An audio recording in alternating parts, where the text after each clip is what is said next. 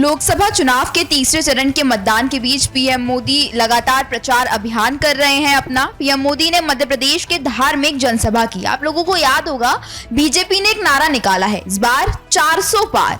400 पार आखिर ये क्यों मांग रहे हैं बीजेपी, इसके पीछे की वजह भी उन्होंने बताई है। इस वजह पर ही आज हम चर्चा करेंगे और चर्चा करने के लिए हमारे साथ मौजूद है नियो मीडिया के editor in chief Neeraj Shrivastava जी।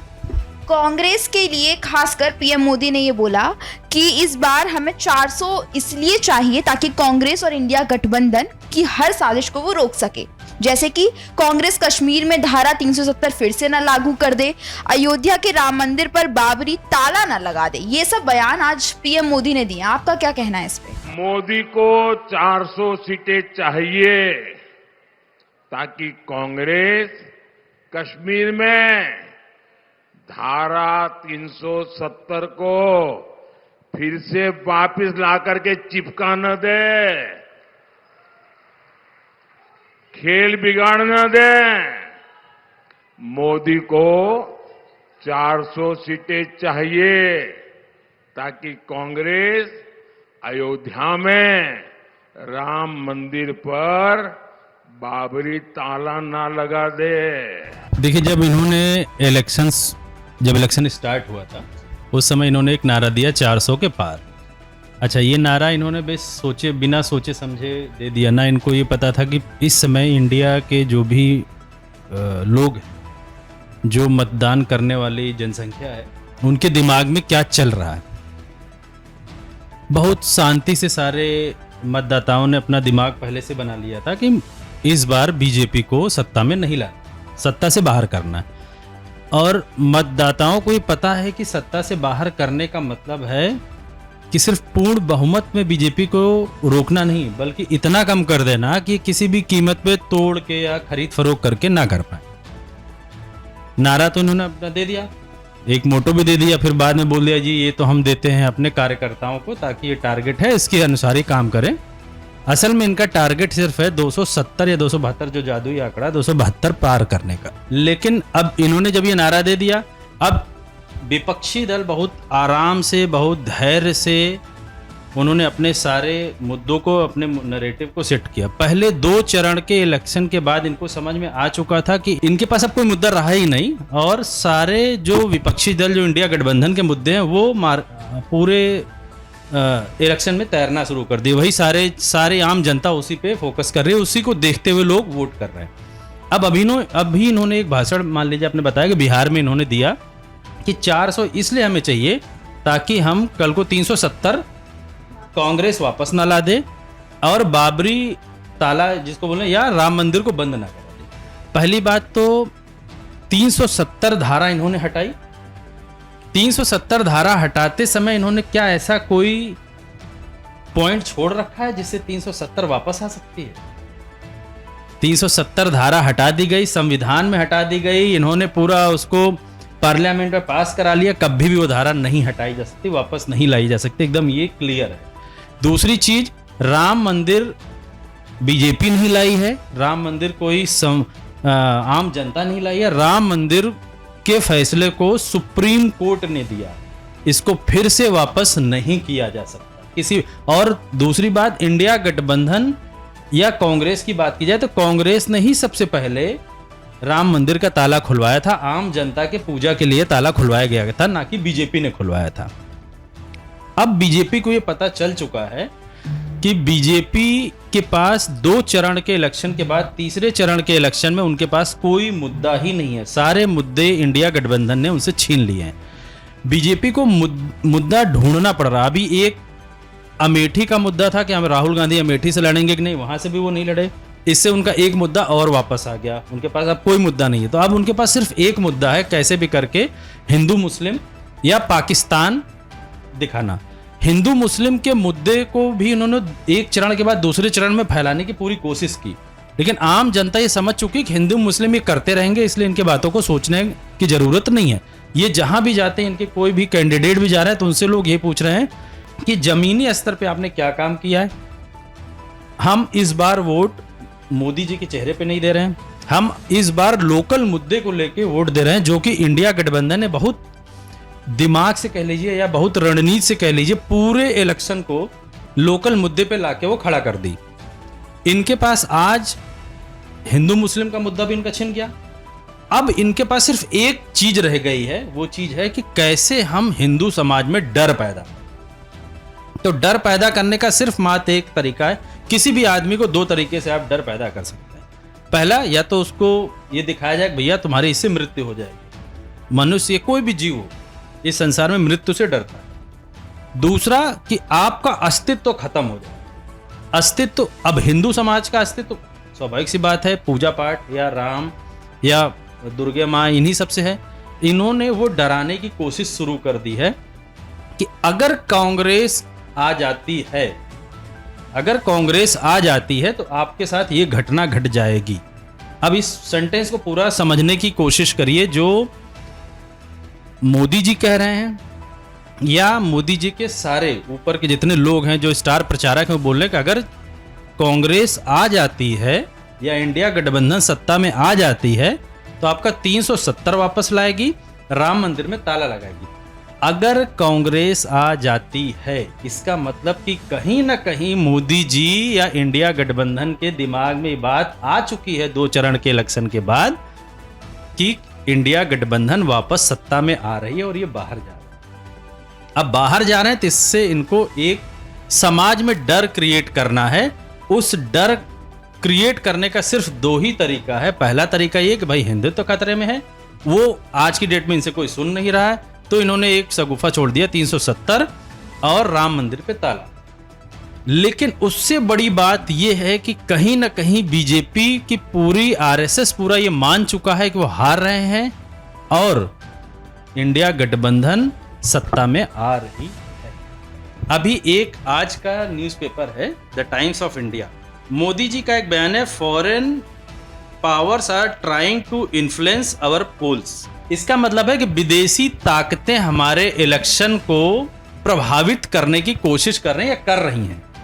अगर मैं उनसे पूछूं तो अभी 10 साल से तो यही नैरेटिव सेट किया जा रहा है कि मैं विश्व गुरु बन चुका हूं, यूएस हमारे कदमों में है, चाइना को हम कभी भी आंख दिखा सकते हैं, उन्होंने कोई हमारी 1 इंच जमीन नहीं ली। पाकिस्तान पे तो भाई आपने आक्रमण ही कर रखा है, पाकिस्तान की जनता ही बोल रही है कि मोदी जी हमारे पीएम बन जाएं। तो डर किस चीज का? कौन सी फॉरेन कंट्री आपके इलेक्शन को इन्फ्लुएंस कर रही, कौन सी फॉरेन कंट्री आपके इलेक्शन को प्रभावित करने की कोशिश कर रही? ऐसा कुछ नहीं है। ये खुद से इतने डर चुके हैं कि इनको डर है कि कहीं इंडिया गठबंधन इस बार आ गया तो हमारे 10 साल के सारे काले चिट्ठे सामने आ जाएंगे। इसलिए भ्रमित करके चाह रहे हैं कैसे भी जनता में 5 साल और मौका दे दे, ताकि जितने भी गंदगियां 10 सालों में हुई हैं, जो करप्शन हुए हैं, उनके सारे पेपर्स को जला के हटा के खत्म। एक और बयान पीएम मोदी ने दिया है कि कांग्रेस के लोग नई अफवाह उड़ा रहे हैं। अफवाह ये है कि अगर मोदी जी को 400 सीटें मिल गई तो वो संविधान बदल देंगे। इसके आगे जो लाइन पीएम मोदी ने कही वो सुनने वाली है। उन्होंने कहा कि ऐसा लगता है जैसे कांग्रेस वालों की बुद्धि पर वोट बैंक का ताला पड़ गया है। इंडी गठबंधन के लोग एक नई अफवाह उड़ा रहे हैं। ये कहते हैं कि मोदी को 400 सीटें मिल गई तो वो संविधान बदल देगा। ऐसा झूठ चलाते हैं ना। ऐसा लगता है जैसे कांग्रेस वालों की बुद्धि पर वोट बैंक का ताला पड़ गया है, वोट बैंक का ताला पड़ गया है। देखिए, ये तो कांग्रेस की अफवाह एकदम नहीं है कि 400 पार होने के बाद संविधान ये बदल देंगे। ये तो इन्हीं के कैंडिडेट्स ने, इन्हीं के जो एमपी का इलेक्शन लड़ रहे हैं इस बार, उन लोगों ने ही एक जगह नहीं कम से कम 6-7 जगह ये बात बोली है कि 407 सीट, अब कहाँ से कैलकुलेशन वो ले आए नहीं पता, 407 या 410 सीट से ज़्यादा हमें मिलेगा तो संविधान में बहुत कुछ परिवर्तन करना है। इन्होंने ये हवाला भी दिया कि पहले भी लोग परिवर्तन करते रहे हैं, इसलिए हमें भी परिवर्तन करना। ये कांग्रेस का कहीं से भी 1% मुद्दा नहीं है कि 400 सीट पाने के बाद ये संविधान बदलेंगे। ये लोगों के, इनकी खुद की इंटरनल मीटिंग्स में ये फैसले लिए गए हैं, तभी तो कोई ना कोई एमपी या कोई ना कोई कैंडिडेट बोल रहा है। अगर आप अपने इंटरनल कोई नैरेटिव सेट नहीं कर रहे हैं तो अपने मन से तो कोई एमपी या अपने मन से कोई कैंडिडेट नहीं बोलेगा।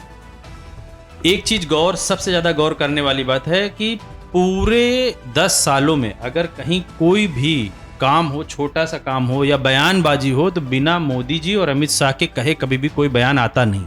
अगर इनका कोई भी प्रत्याशी ये बयान दिया है कि 410 सीट आ जाने के बाद हम संविधान में परिवर्तन करेंगे, तो इसका मतलब है कि कहीं ना कहीं मोदी जी और अमित शाह ये पहले से ही सोच रखे हैं कि अगर 400 सीट आती है तो हम इस चीज का संविधान में परिवर्तन करेंगे। और इन्होंने अपने प्रत्याशियों से बोला भी होगा कि एक बार बोलो इस चीज को, 2-3 लोगों को चुना होगा कि बोलो, हम देखना चाहते हैं कि आम जनता की राय क्या आम जनता इसको अच्छा समझ के हमें वोट करती है कि नहीं, क्या इंडिया गठबंधन इस पे कोई रिएक्शन करता है कि नहीं। इन्होंने 1-2 जगह अपने प्रत्याशियों से बुलवा के टेस्ट किया, लिटमस टेस्ट जिसको बोलते हैं, टेस्ट किया और इसका विपरीत असर पाया। तब ये बोलना शुरू कर दिए जी इंडिया गठबंधन वाले अफवाह उड़ रहे हैं, जबकि इनके अंदर इनकी खुद की इच्छा है कि संविधान को परिवर्तित करना चाहते हैं। 2 चरण से पहले जो मुद्दे थे वो शायद ये थे, हिंदू मुस्लिम के ऊपर चुनाव लड़ा जा रहा था। 2 चरण के बाद अब नया मुद्दा निकल कर आया है, क्योंकि पीएम मोदी ने बोला है कि कांग्रेस का हाथ पाकिस्तान के साथ, और उसके साथ ये बोला है कि यहाँ पर कांग्रेस के नेता भी जनता के बीच जाकर मोदी के खिलाफ वोट जिहाद करने की बात कर रहे हैं। आतंकी भारत के खिलाफ जिहाद की धमकी दे रहे हैं और यहां के कांग्रेस के लोगों ने भी घोषणा कर दी है, मोदी के खिलाफ वोट जिहाद करो। यानी मोदी के खिलाफ एक खास धर्म के लोगों को एकजुट होकर वोट करने को कहा जा रहा है। देखिए, जब इलेक्शन स्टार्ट हुआ था 2024 का, तब जितने बड़े बड़े प्रवक्ता बीजेपी के थे, आप मुख्य धारा के चैनलों को देखें या कहीं भी छोटे मोटे यूट्यूब चैनल्स में भी देखें, जो उनको सपोर्ट करने वाले चैनल कह लें, उसमें तब तक तो ये बात बोल रहे थे कि हम 10 सालों में इतना काम कर चुके हैं, इतनी रोडें बना दी, इतने एजुकेशन सेंटर बना दिए, इतने मेडिकल फैसिलिटीज़ कर दी, पूरे विदेश में मोदी जी का डंका बज रहा है, 400 हमने सेट कर दिया। भाई, जब आपने इतना काम कर लिया फिर आपको डर किस चीज़? और अब आज आप ये बोलना शुरू कर दिए हो, पहले 2 चरण के इलेक्शन के बाद आप हिंदू मुस्लिम के मुद्दे पे आ गए। इससे पता चलता है कि आप 10 सालों में कोई काम नहीं किए।